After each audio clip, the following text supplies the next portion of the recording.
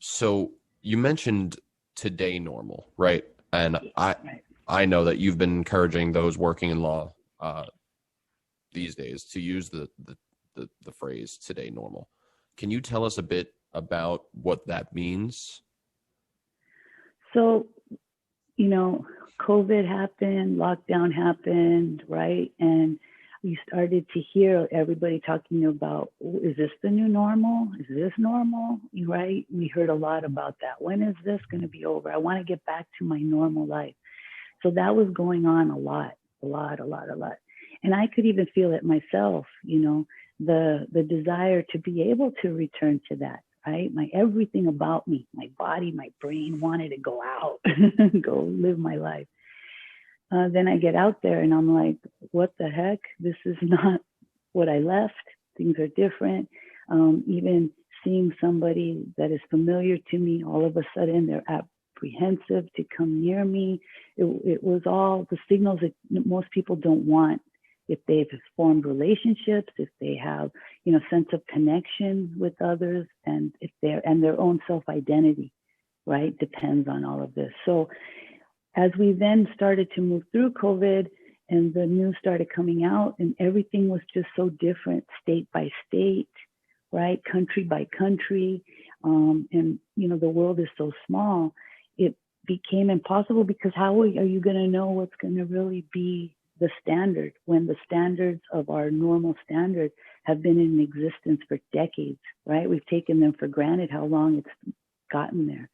So this was a way to be able to recognize that I understand that things are crazy, a little bit, mixed up, but for the moment you're awake, you're able to go on to tackle the day. How can you focus on the present moment for the purpose of being proactive, to be able to feel as if you're contributing towards your life goals? Being successful for many people is an easier way to just describe it. How can you do that amongst all of this? And so that was where the idea of this came up, that today normal is just that, right? It's not the tomorrow normal. It's not the yesterday normal. It ends at, 12:01 tonight, right? And I got to start all over again. That may not feel good to think that, oh, here we go again. But what it does is it helps the brain focus on a time period that then the commitment is there, that that when you wake up in the morning, we're going to do this again, building on what we accomplished the day before. I hope I So answered that right. no, you definitely did. I'm curious, do you have some, I'm going to say, recommendations on ways that lawyers can go about embracing this type of mindset about today normal? Well, in the art, my recommendation would be, from the minute you open your eyes, for instance, to just give yourself a moment to kind of get in the zone, right?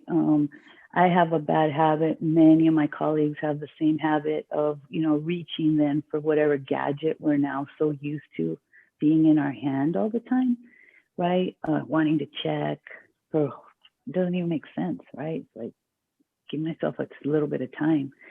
So, really came to me when I was watching Formula One, and I was watching them, and so I was watching the mannerisms of the drivers, right? And as you see the drivers as they go to get into the car, there's a lot about their composure that starts to change, right? Because they're really getting ready, because in a few seconds the light's going to go off and it's on. And it was just amazing to just see the calmness just kind of come over them. And I thought to myself, what do I do to be in the zone? What do I do if opening the door and going outside is the green light to go deal with business? What do I do to make sure that I'm prepared?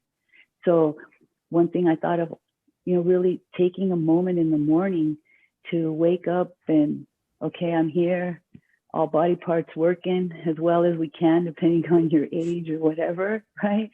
Some things, aches and pains as you get older, but how can I focus so that by the time I walk out of here, I'm like, at least have given myself a nice amount of time to be able to present the best self that I can. So that was one of the ideas. The other one was, you can like really kind of talk yourself into being focused on the fact that you have lived through something that has been very stressful. Most of us, we acknowledge 2020 as the worst year in history, a worst year of our history, worst year of our own personal history. And it's very, it feels like as if more was lost than gained, which may be very, very true. But can we focus on what we have achieved? Because like resilience science shows that if you're able to acknowledge, especially if you've gone through something very stressful and trying, that you've managed to come on the other side. So if you can just acknowledge, just through the acknowledgement of like, wow, like a person personally has gone through some major challenges and I've managed to still be here. I may have a new job, but I'm able to take care of myself, right? Maybe new relationships have developed or change of relationships. So being able to really not discount the positive things that did come out of a crisis moment is very important, because what that does is as soon as you even think about something positive that fed you, the brain starts to work, right? The body starts to feel a little differently, right? You start to notice something inside of you. And so that process itself is very important, because it tells you a lot about where you are in the world and who you are.